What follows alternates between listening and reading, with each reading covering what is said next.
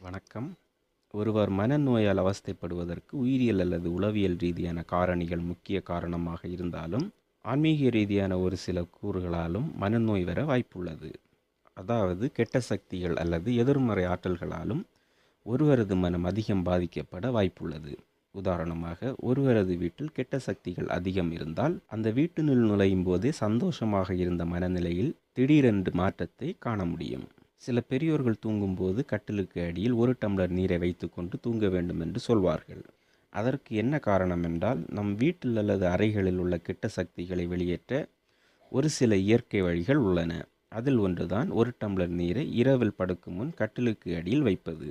நாம் இப்படி வைத்து தூங்கும்போது கட்டிலுக்கு அடியில் நீரை வைப்பதால் உடலில் உள்ள கெட்ட சக்திகள் வெளியேறி மனம் அமைதியுடன் இருக்கும். இதனால் நமக்கு நிம்மதியான தூக்கம் கிடைக்கும்.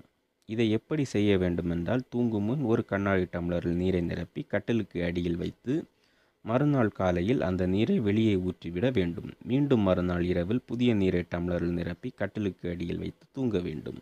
வீட்டில் எதிர்மறை ஆற்றல் இருப்பதை எப்படி அறிவதென்றால், இரவு 1 டம்ளரில் சுத்தமான நீரை நிரப்பி அறையில் வைத்துவிட்டு மறுநாள் காலையில் பார்க்கும்போது அந்நீரில் சிறு சிறு நீர் முட்டைகள் மற்றும் நீர் கலங்களாக இருந்தால் நீர் எதிர்மறை ஆற்றல் முழுவதையும் உறிஞ்சிவிட்டது என்று அர்த்தம். மேலும் வீடியோக்களுக்கு சேனலை சப்ஸ்கிரைப் செய்யுங்கள்.